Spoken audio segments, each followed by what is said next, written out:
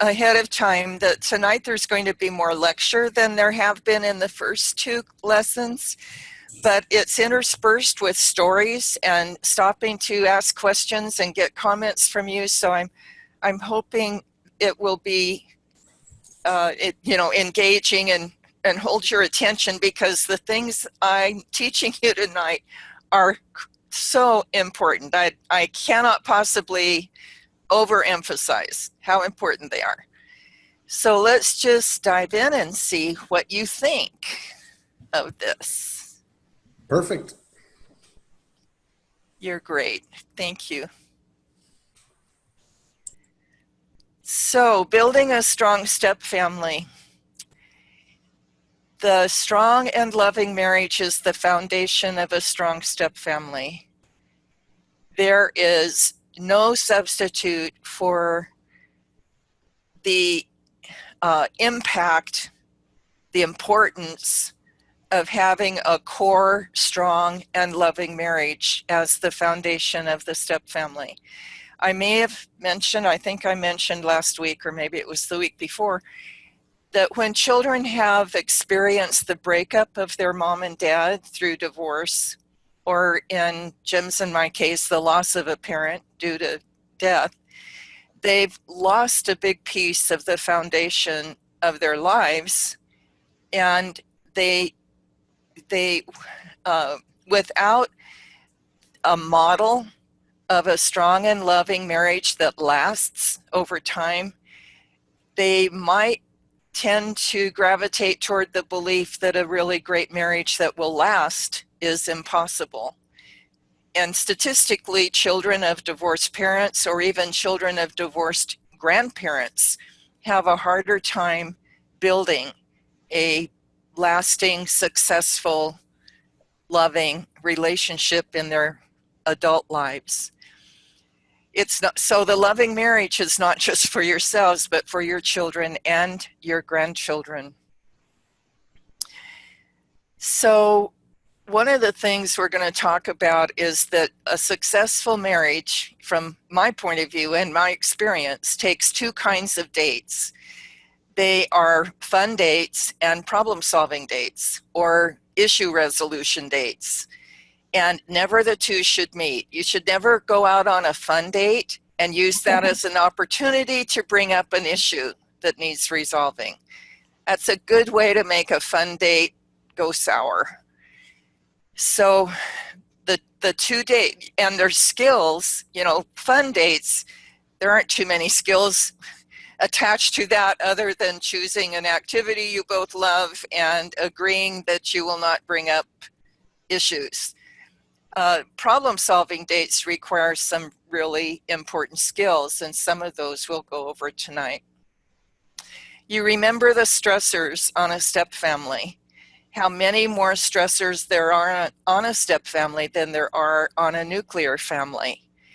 And the only way to, I'm being very strong when I say this, I won't go into the research, but I do have research behind my strong belief that the only way to successfully handle the additional stressors that are on a step family is by strengthening your communication skills based on honesty and empathy,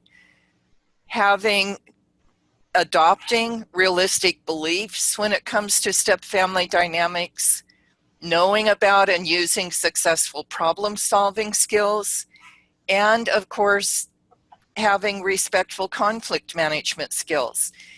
The last 2 weeks, we've spent most of our time talking about realistic expectations in regard to children and stepchildren and your relationship with them.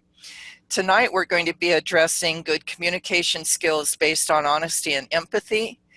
I do not have time in this course to talk about problem-solving strategies or conflict management, but all of those skills are taught in great detail and with powerful stories and examples of couples that I've worked with in my Millionaire Marriage Club course, which you can learn about on my website. So, Developed and sustained by realistic expectations, as I said. What's happening here? Good communication based on honesty and empathy, respectful anger and conflict management skills, and problem solving using the recommended step family strategies, as well as a fabulous template that I have permission to use from one of my colleagues that I just think is very powerful. So the question is, what direction is your marriage headed? And what weaknesses can you see? You don't have to answer this out loud, but what weaknesses can you see that might need to be shored up or addressed in order to do the best job you can with your marriage and your step family? When I say great communication based on honesty and empathy, lack of honesty equals loss of trust in the relationship. And if there's enough loss of trust in the relationship, then the person who is finding they can't trust the word of their partner begins to back away, to pull back, and to self-protect. And eventually the relationship can be lost. If you are honest, but you're not empathic, the disconnection happens because the communication can be very harsh and hurtful. So it's necessary to be honest, but it is also necessary that your honest communication is delivered wrapped in a warm blanket of empathy, of caring about the other person's feelings. One of the first concepts that Jim and I were challenged to accept was that we already knew we had different points of view. Jim used to say we came from different countries. He was from Oklahoma, I was from California. He was Baptist, I was Quaker. You know, it was like we were from two different worlds. And of course he was male and I was female, which added a lot of differences to our point of view. But when we were challenged to accept that everyone's point of view is right to them, based on their history, based on their core beliefs, based on their age, their birth order, their politics, their education, there are so many factors that go into formulating each of our individual points of view. Fights happen when I say my point of view is the only right one, yours is wrong. But to come to a discussion about an issue with the understanding we each think we're right, and we have good evidence based on our history for believing that our point of view is right. Just understanding that helped Jim and I be far more tolerant of each other's perspective when it was shared in trying to work out a solution to our problem. The definition, or one definition of empathy that I love, is being able to see the world through the other's point of view, to put myself in Jim's shoes, look through his window, understand that his point of view makes perfect sense to him, even if I have a totally different point of view. I'm going to stop for a second. Tell me what this concept, how hard is this concept for you to embrace?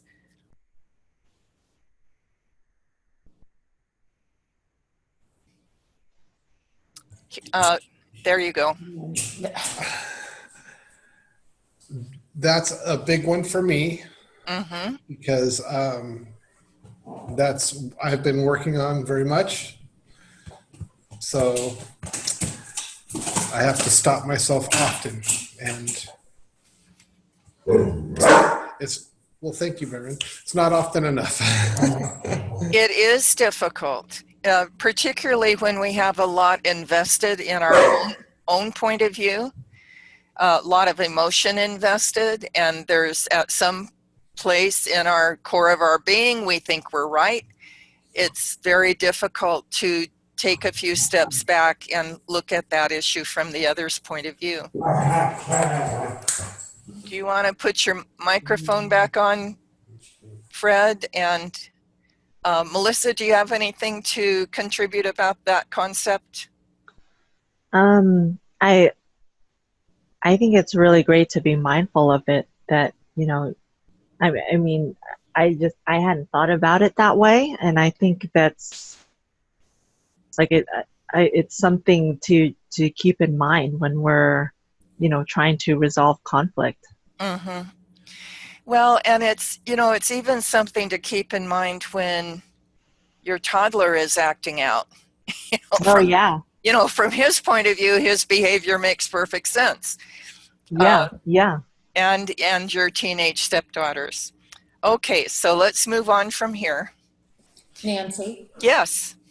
I did want to say one of the reasons I really struggle with it is because I was an independent single mom for so long. Right. And I'm a Capricorn and I'm very stubborn. Uh-huh. I do everything I can to try, but it's an effort for me to get out of my own head and really try to empathize with what Fred's. Yes. It does take a great deal of effort. What you will find as you practice doing this is that there is a huge payoff for even just the willingness to look at an issue or to validate that the other person's point of view is, has merit to them, even if it doesn't to you. Yeah. And yeah, it's a challenge. And Karen, I'm a Pisces and I'm equally stubborn. So it's that single mom thing in us. well, I was a single mom for 13 years before I met Jim, and I wasn't used to having to accommodate much of anybody else's wishes other than my children. Yeah, So exactly. Yeah. I understand, getting a good marriage relationship and a cooperative relationship going means breaking up some of those old patterns. So here's a statement that was another mind-blowing statement to Jim and I when we were trying to figure out what communication skills we needed in order to have the marriage we wanted. Communication is not really taken place until the message received by the woman on this illustration is identical to the message sent. Now, each of us have had thousands of interactions, events, facts, experiences in our lives, and all of those events have set up certain filters in us. So, for instance, well, I'll use the one that comes to mind. I've had clients, let's call him Tom. Tom sends the message to his wife, Sue, I would never consider being unfaithful to you. You're the love of my life, and no matter what, I'll stick it out with you. We'll work it out until we have the marriage we want. Well, Tom's message hits her filter. Her father was unfaithful to her mother. She saw the enormous pain that created in their marriage for her mom in particular. And not only that, she had a boyfriend way back when that behind her back dated her best friend or something like that. So the message that Tom sent was diverted by those experiences in Sue's life. She didn't hear the message. All she heard was, yeah, I'll believe it when I see it. You'll have to prove it to me. And I'm not sure I'll ever be able to believe it. In fact, one of the modules in the Millionaire Marriage Club is examining our beliefs about men, about women, about marriage, about relationship, about love, because our beliefs can divert messages or complicate communication to the point where the relationship suffers greatly. So the goal of communication is to make sure that the message sent is received by the listener accurately.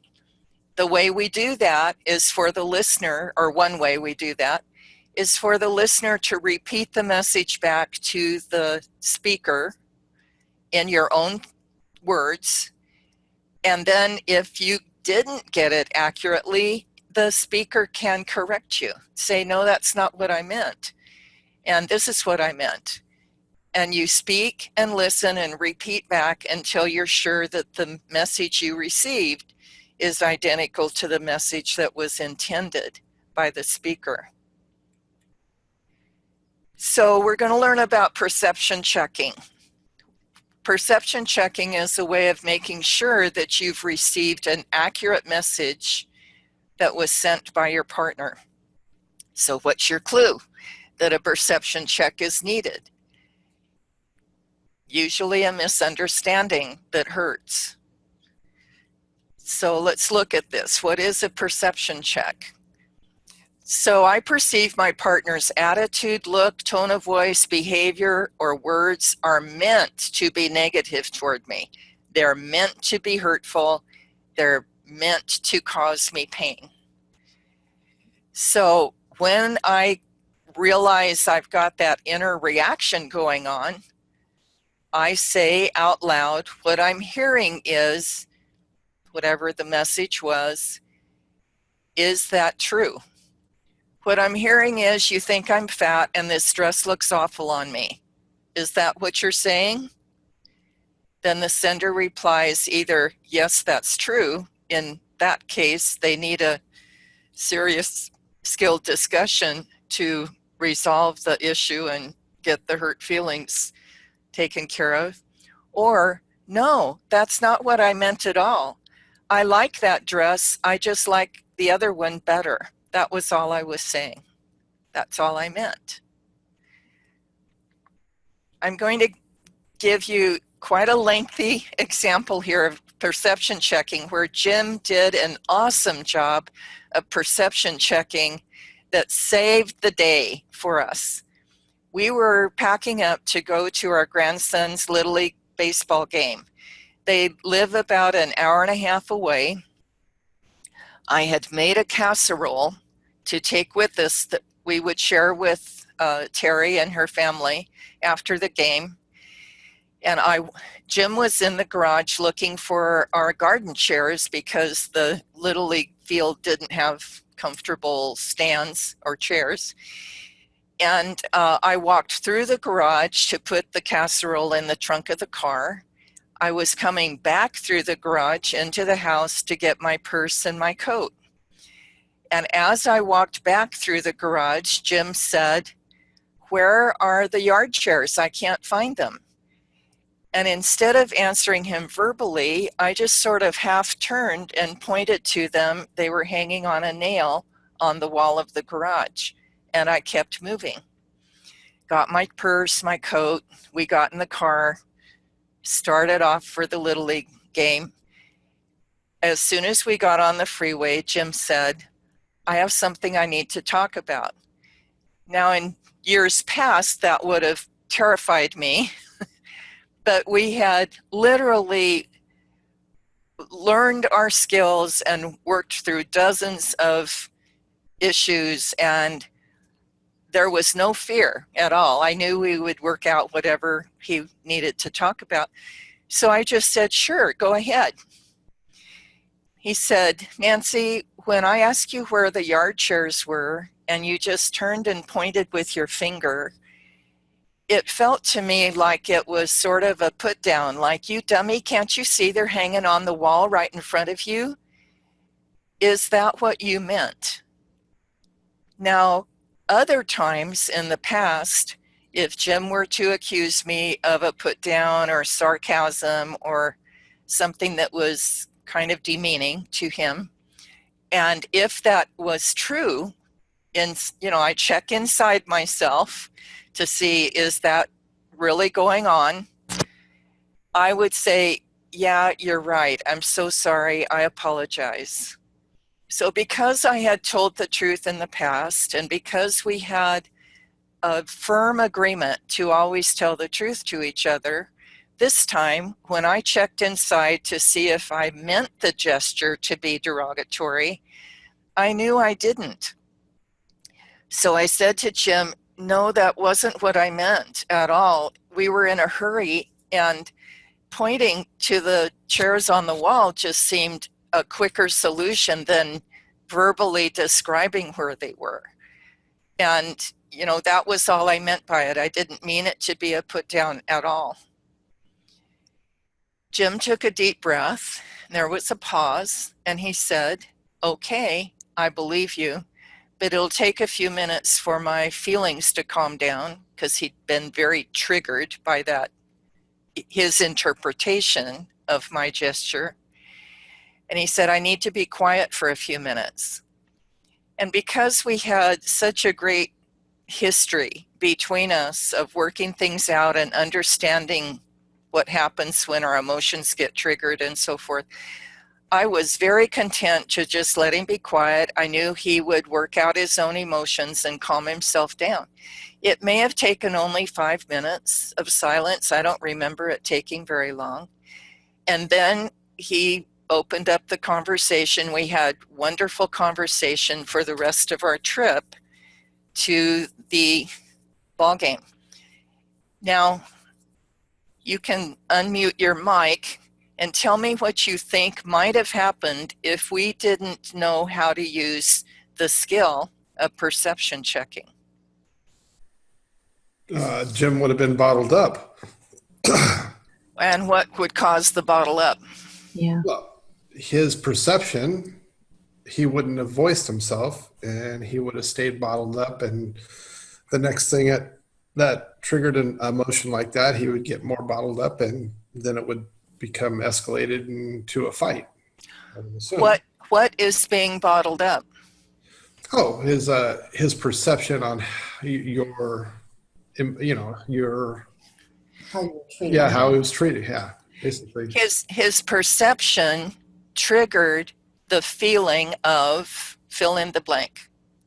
Anger. It's the anger that is being bottled up. But because he knew this skill of perception checking and was so wise to use it, we had a wonderful day. But if he hadn't known that and hadn't used it, you know, we could have fought for the whole hour-and-a-half drive and, you know, ruined the afternoon for everybody. Yep. So Yeah. we've had that happen in the past. It's not that we've magically understood the skill the day we got married. It was a skill that we had to learn and then practice using until it became as fluid and natural as it was on that particular day when Jim used the skill of perception checking. So in your download this week, you're going to get directions for perception checking and a few examples. I give you a few examples written out of perception checking when you're the speaker and perception checking when you're the listener. Any comments? That's a really great tool. It is, I think it's one of the most powerful communication skills that anyone, any marriage could use, anyone in any relationship. Yeah. Yeah, any relationship. It is so powerful. Okay. The misunderstanding is so easy when you're just focused on what you're thinking. It is, and Karen, most of us, without some training, some understanding, when our emotions get triggered, when, ouch, that hurt, I'm hurting, and now I'm angry, and it's your fault because you meant, you know, we just then assume, we first of all assume we know what was meant, and then we assume that our perception is the right one. And then we just act based on our own perception of what was said or done, rather than checking it out to see if our perception was accurate. Yeah, and I know when you said you might have argued the whole way, I thought, well, that would have been silly. And then I thought, no, I can see Fred having that discussion with me and me being in the mood and saying to myself, really? This Yeah. really matters? You're really going to bring this up? Yeah. And just being defensive about it. And then that makes me angry. Yes. Like, why does this matter to you? Yeah, we've had that. Yes. We've had that. Well, let me, when you say that, why do you need to bring this up? Jim just liked everything to be smooth and happy and loving. And when the first few years we were married, if I brought up something that I was hurt by or offended by or something that I wanted to tweak between the two of us, he would immediately go into this, poor me. Why do you have to bring this up? I thought we were happy. And, he'd kind of go into on the list of defective communication tools, which you'll get in this week's download, we call it the poor me complex. Rather than responding to the issue, he would just kind of go into this, poor little boy, feel sorry for me. You're hurting my feelings. And I finally said to him one day, would you rather I just pretend nothing's wrong when something is? And if I do, I can do that.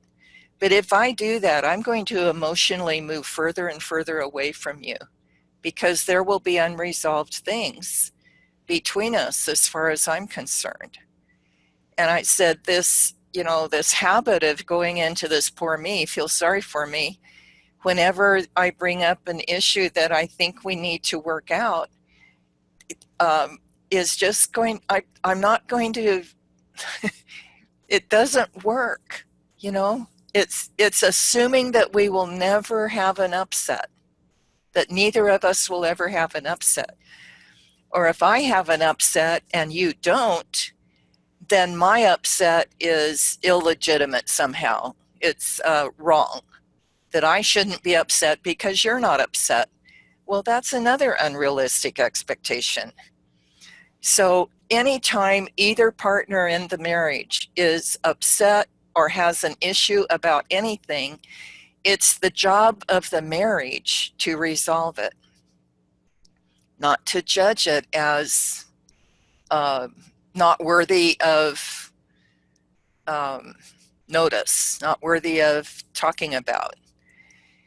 So let me repeat that. If either partner has an issue that needs to be resolved, then it's the job of the relationship to use their skills to resolve it, rather than the other partner saying, you shouldn't be upset about that, or I don't know why you're bringing it up, or that was silly, why'd you react to that? It's I found the words, how does that make you feel, work well. For in what circumstances, Fred?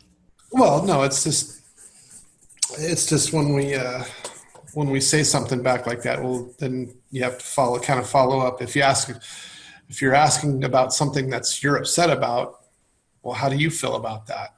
Good. It's just kind of maybe eases the anger. Well, we all need to be heard, don't we? And for you to show interest in how Karen feels is bound to soften the issue or soften the upset. Like you care about how I feel and you're willing to hear how I feel. That's a great place to start. Okay, and then assuming, for instance, if when I checked inside and I realized, yeah, there was a little bit of disdain in me for Jim for not realizing the chairs were on the wall right in front of him, and I was truthful about that to him, then we would need to have a skilled discussion to resolve the hurt feelings. I would need to be truthful. Again, coming back to being honest. I would need to be truthful about the fact, yeah, there was a little bit of that in my reaction, and I'm sorry. Tell me how you felt when I said that or when I made that gesture. And we would talk it out until the hurt feelings were resolved, until the issue was resolved. Or, on the other hand, you adjust your perception to match the truth as told by your partner, which Jim did a magnificent job of doing when he said, I believe you, but it's going to take a while for my feelings to calm down. I need to be quiet for a while. That is my clue to let him be quiet for a while and let him work out, calm down his feelings so that his inner feelings match the truth as I told it to him. Does that make sense? Okay. Yeah. Okay, thank you. Thanks, Fred. I realize, managing these microphones gets a little tricky. So one couple that I was coaching recently, I was teaching him this skill, and she said, but what if I don't believe what I'm told? So here's what. Respect demands that we each be accountable for our own word. If you tell me something, I'm going to assume it's true until I see evidence that it's not true, or you tell me that it wasn't true. I can only count on what you tell me. Your word, I'm counting on your word being truthful and honest. That is respectful. It is disrespectful to assume I know more about your truth than you do. So what often happens with unskilled people is one person is stuck saying, I mean it, I'm telling you the truth. And the other person saying, I don't believe you. There's nothing what I think is true about you is more true than what you're telling me is true about you. Well, this is a lose-lose hamster wheel. Nobody wins. Nobody wins, and it's never resolved. I think all of us at some time or another, maybe that's pretty presumptive of me to say, I know that in the past there had been times when I was on that hamster wheel, on one side of it or the other.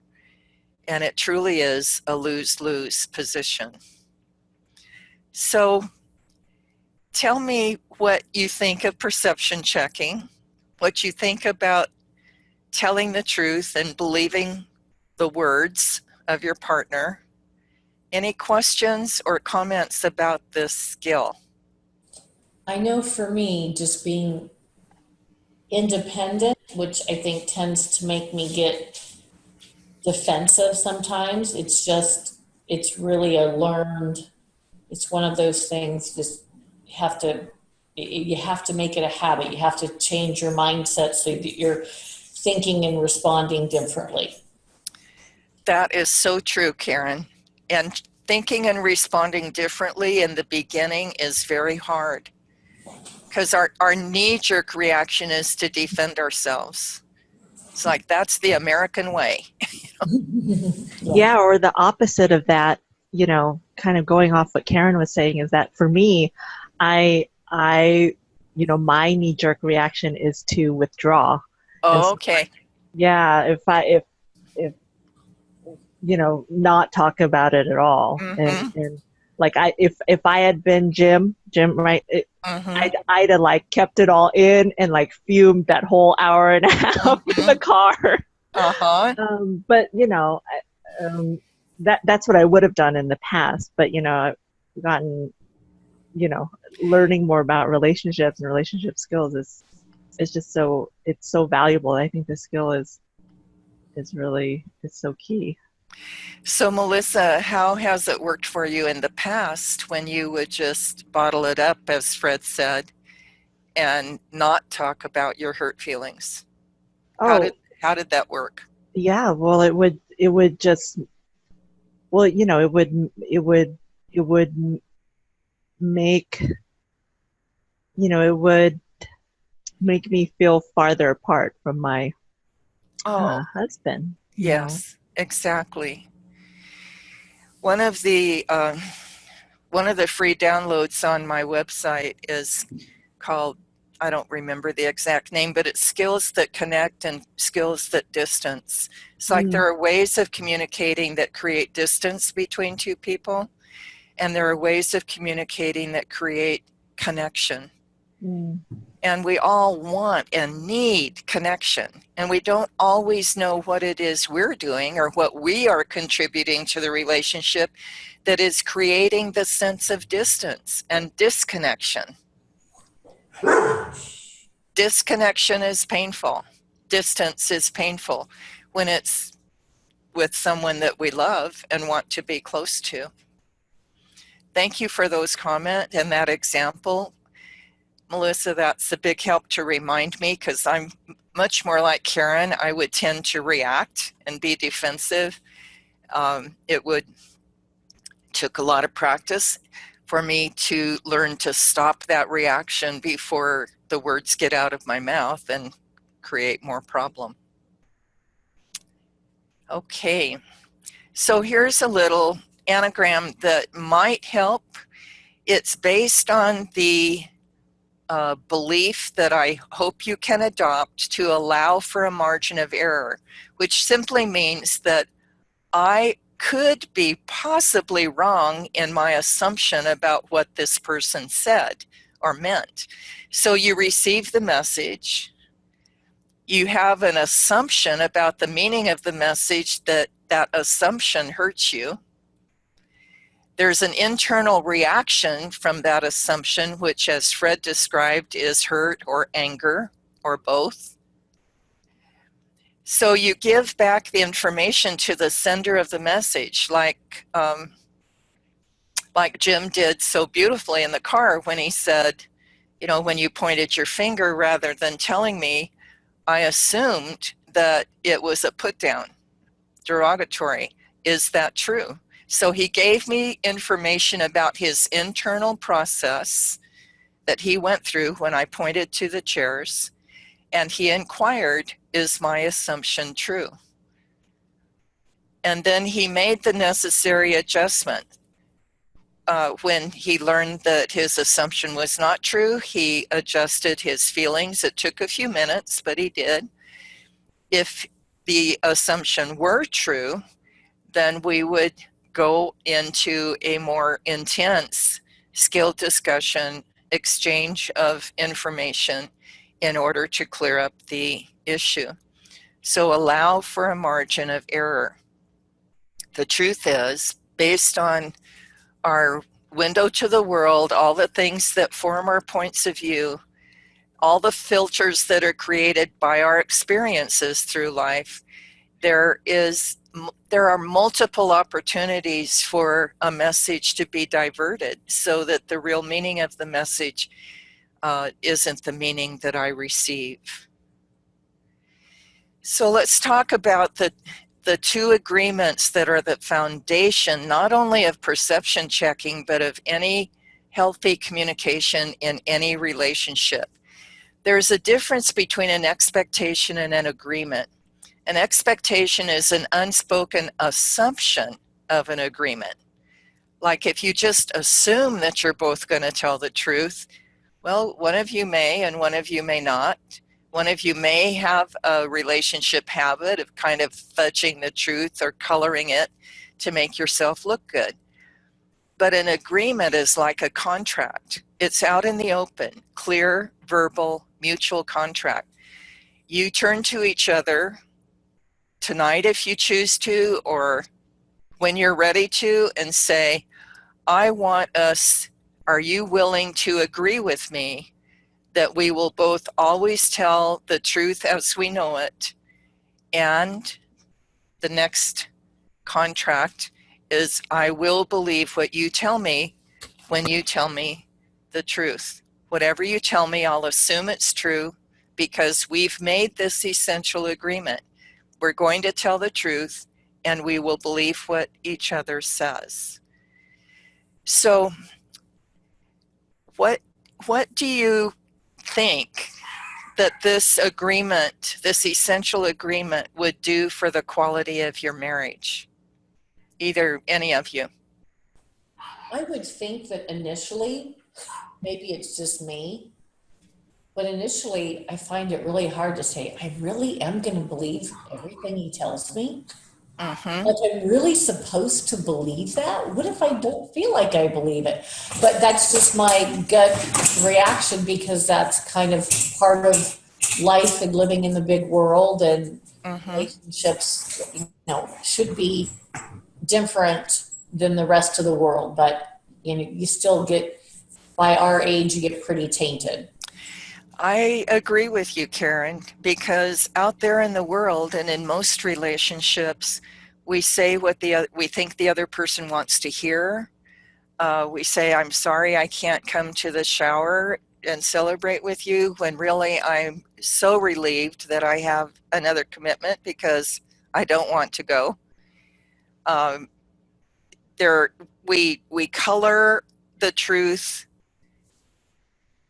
and call it, just kind of socially getting along. And there is a place for that. I mean, being brutally honest with relationships that are not intimate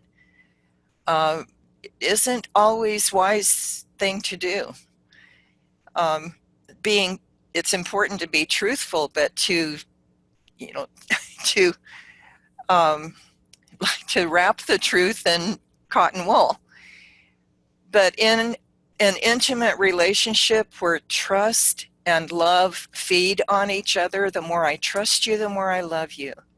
The more I love you, the more I'm willing to trust you. That trust that you have my back, that we will use the skills we're learning to work out any differences we have.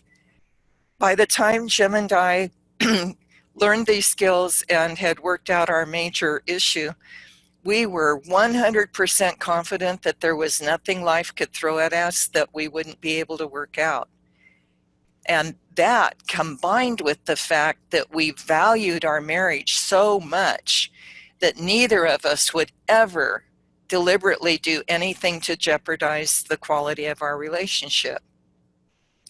So we trusted each other's total commitment to the marriage because we'd been through the fire.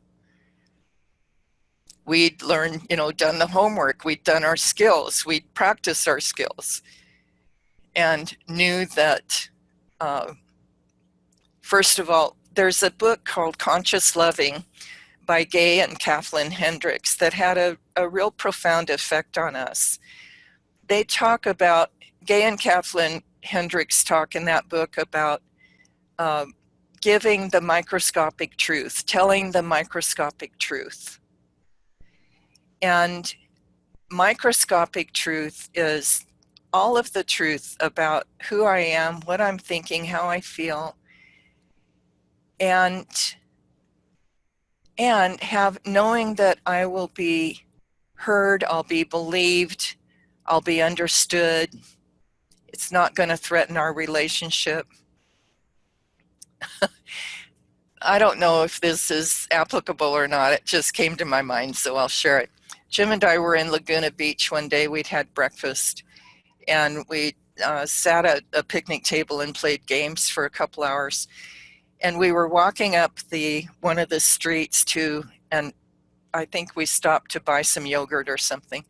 But we walked past a beauty salon, and on one of those sidewalk poster stands, there was a very sexy photograph of a model in a sexy top. And as we walked by, I saw Jim glance at the poster, and I just kind of jokingly said, "You looked, didn't you?" And he said, "Of course I looked." And we both just laughed.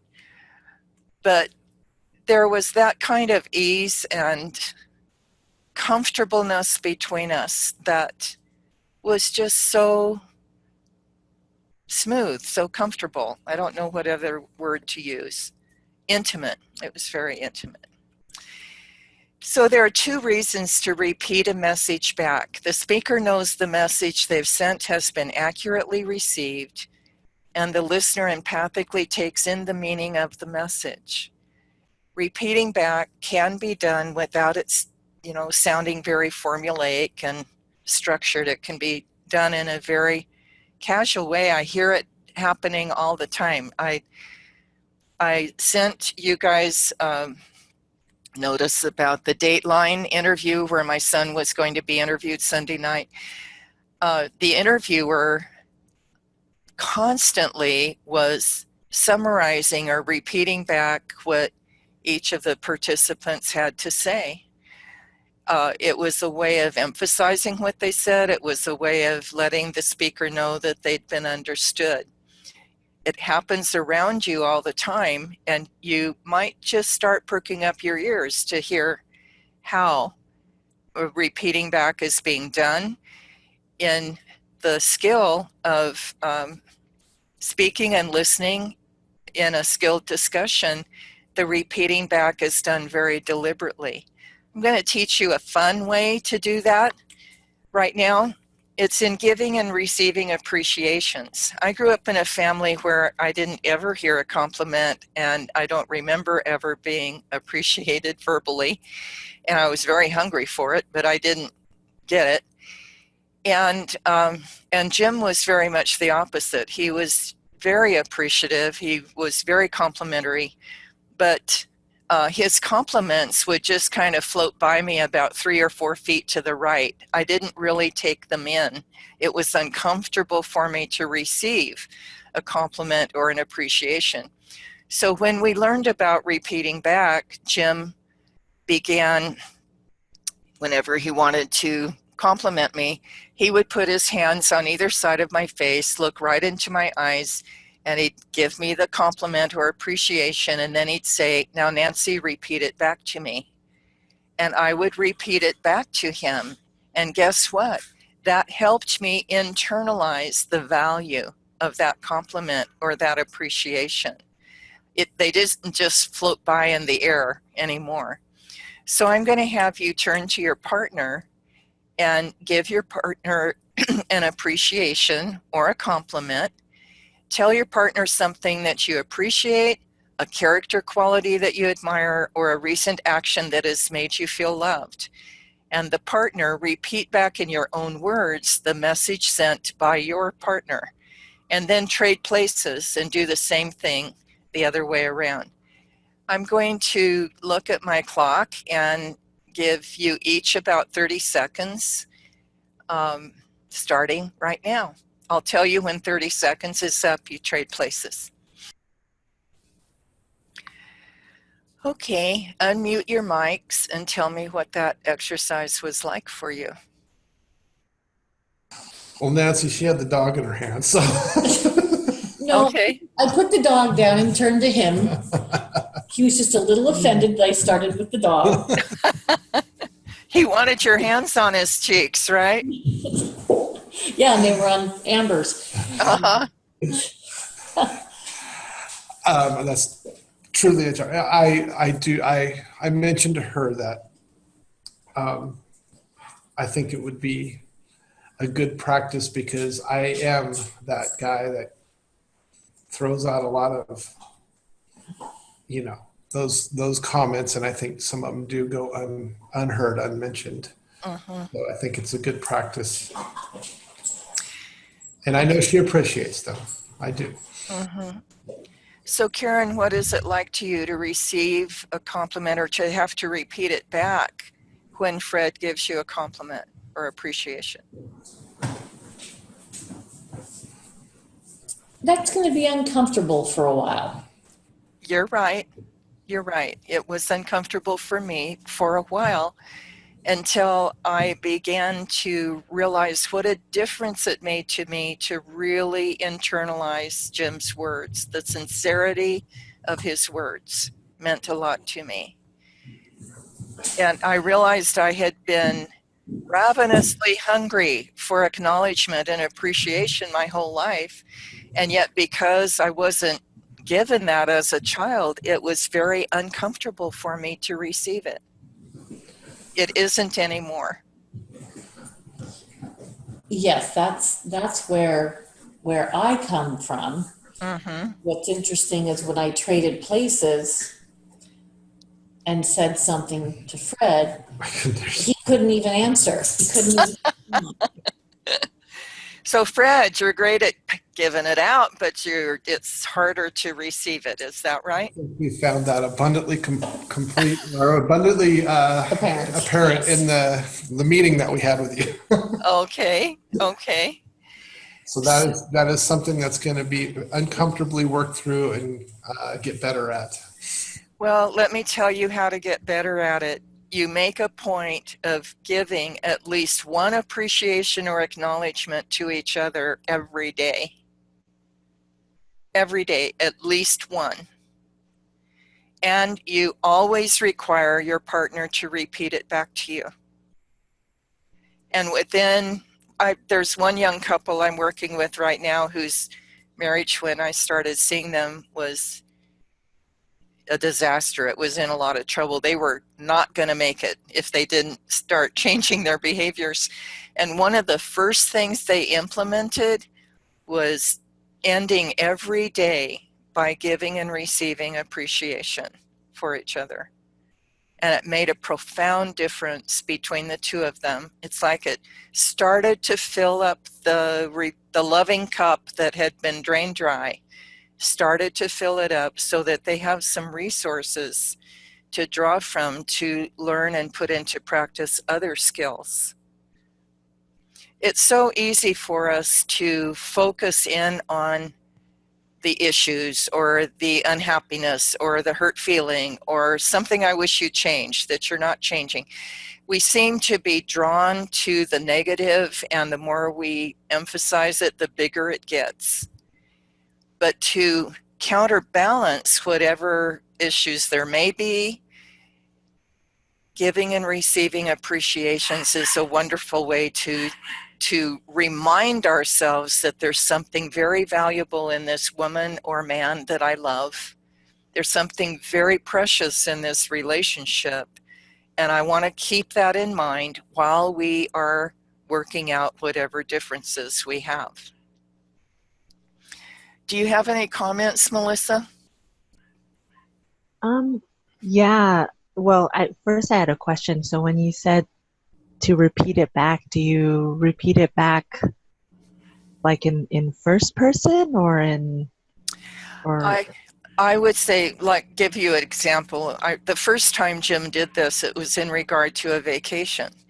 And he said, Nancy, I really appreciate all the effort you went to work out the details of our vacation. You took care of so many details that our actual vacation was just stress-free. It just went so smoothly, and I loved that. I appreciate that you did that. And that he said, now repeat it back to me. And I said to him, you were so happy to just be able to sit back and enjoy our vacation because all the details had been ironed out ahead of time. And you appreciate that I did that. And he said, yes.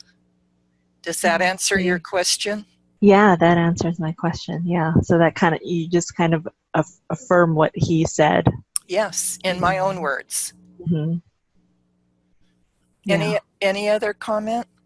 Well, I was also going to say that I really identify with what you said earlier about, growing up in a household where giving and receiving appreciations wasn't, the norm. Uh-huh. And so, even in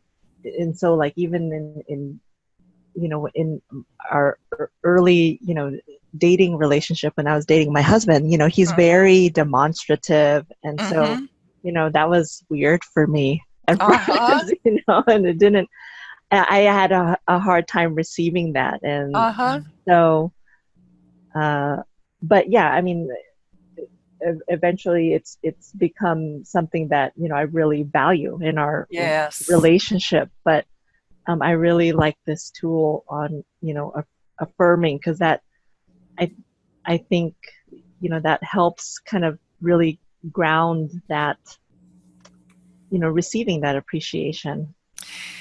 In the sequel to my book, How to Stay Married and Love It, is an Audible book. It's a paperback book. It can be downloaded as an ebook. But the sequel to it is called How to Stay Married and Love It Even More. And it's only available as an ebook. But one of the chapters in that book I titled A Worldwide Famine. And the famine is we're all starving to be acknowledged and appreciated. Which one of us, who of us ever gets too much appreciation or acknowledgement? I never have gotten too much. I've learned to take it in better, receive it, kind of take it into the core of who I am. But I don't think I've ever felt like, I just got so much appreciation and acknowledgement, I just want to vomit, that's never happened. And I think there's a real starvation condition in most of the world with most people, not really being seen and appreciated. I think I told you last week when I was talking about Peter that I didn't learn these skills until he was grown. And I remember as we were having these conversations that helped heal our relationship, one time he said to me, "Why didn't you ever notice that I was a good kid? I got decent grades, I took care of myself, I was responsible, but I never remember being noticed or having that acknowledged in me." And it was because I didn't know how to give. I hadn't learned yet how to give appreciation or acknowledgement. And now we never have a conversation or ever talk to each other without me giving him an appreciation or acknowledgement for either who he is or his skills or his doing a great job as a father. I just focus. I make sure we never have an interaction without him getting appreciation of some kind. And poor kid, he doesn't know how to receive it. He just is kind of silent. He doesn't even say thank you. And I have to chuckle because I duplicated a pattern that I had experienced as a child. And I didn't do it on purpose, and I certainly loved the fact that he was responsible and he really was a good kid, as he is a wonderful man today. But I hadn't seen it modeled in my childhood, and so I duplicated it. Whatever we don't look at and consciously decide to change, we do tend to duplicate in our relationships and our children. Did you want to say something, Melissa? Oh, no, what you said about duplicating it really, I really identify with that too, because, not having it not modeled in my early childhood, had repercussions in my dating life. And so not being able to receive, kind of appreciations while dating people, and then also, in my, earlier in my marriage and I think that it's just so important to be able to do this because, so the kids can see it. And so the kids can see what a loving marriage looks like. Yes. Cause I don't want my son to, feel that way or, to be able to see, what, that kind of this new normal, because, for me, when it wasn't normal for me. And so having my husband, say, I love you, or, or in our relationship early on, that was weird. But now it's my new normal. Yay. But yeah, so I think it's just, well, it's just really interesting how that that transfers and how we become models for our children. You know, What a normal relationship looks like. One of the quotes that I have in my How to Stay Married book says, "Don't worry about kids not doing what you say. No, don't worry about kids doing what you say. Worry about them doing what you do." And that's true, that kids model our unconscious behaviors much more than they model what we say out in the open. And Melissa, you mentioned earlier that you'd like to have a closer relationship with your stepdaughters. One way to start doing that is to express appreciation for them. Oh, that's a great idea. I mean, it seems Yes. so simple, but Yeah. I mean, that's another thing that I was going to mention too, is because, you know, I've been in their lives for Mm-hmm. a long time now, and Mm-hmm. since they were in elementary school, before elementary school, and so Right. and then, you know, early in our dating life, you know, I didn't have these skills, and so like Right. I missed an opportunity for kind of deepening that, you know, closeness, Yes. and so that it's not a cold, it's not, you know, so our relationship isn't kind of warm and fuzzy. It's friendly, but not, Mm-hmm. you know, it could be closer in an ideal world. And so I think, Well, you when know, you this when is the you way to do. notice something in them, an attitude or a behavior or a job well done, uh, just point it out. You know, Yeah. I really saw what you did with your, I don't know, with your baseball team. I saw the contribution that you made to this game, and I'm just really proud of you. You did a great job. You know, that kind of acknowledgement, it's like, oh, she gets me. She sees Mm-hmm. who I am. Mm-hmm. There's something very seductive, addictive about uh, developing a relationship with someone who gets me, you know, who recognizes the character qualities I have or the hard work I'm doing. It's magic, magic. And you want your little boy to grow up being comfortable giving and receiving appreciations, Yeah. you know. Okay, so we'll move on. Here we are back with all the step family stressors. There are a multitude of them, as you already know. So you strengthen the structure of your marriage house with realistic expectations, which we've spent a lot of time on the last few weeks, communicating with honesty and empathy, learning good conflict management skills, and effective problem-solving blueprint.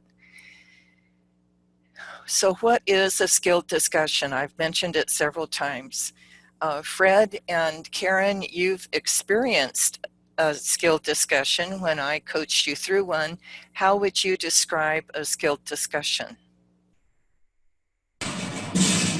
Like I said earlier, for me, it was very difficult. Mm-hmm. Um, it's it's something that can be very helpful, but Mm-hmm. it's uncomfortable for sure. And It's hard to learn to listen properly. that's for sure. If we could only speak, you know, and not have to listen, wouldn't it be easy? Yeah, the structure is very difficult to learn. A skilled discussion is the opposite of unskilled. So if you were to describe an unskilled discussion, what words would you use? um,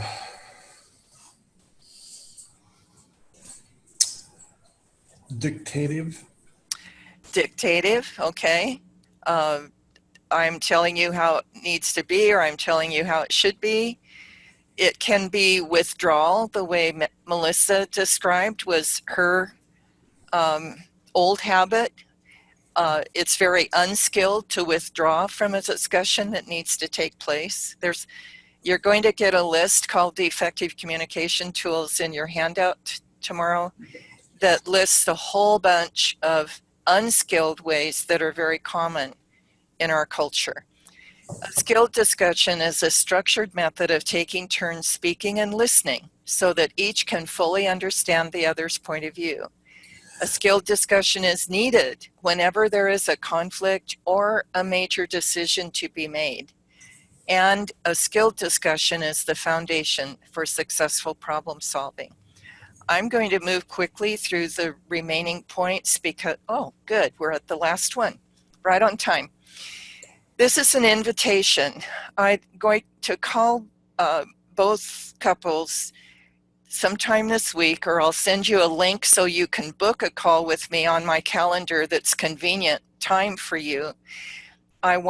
First of all, I'd like you to give me specific and truthful feedback about the value of this course. There's the honesty, and I hope you will also be empathic as you give me feedback. I'd like to know what has been the most helpful to you, what could be improved, or what else you'd like to see included that wasn't included in these 3 sessions. And I'll be offering you a consultation with me to coach you through a particular issue by a skilled discussion at your convenience. We can set up an appointment for that consultation if you would like it. That's optional.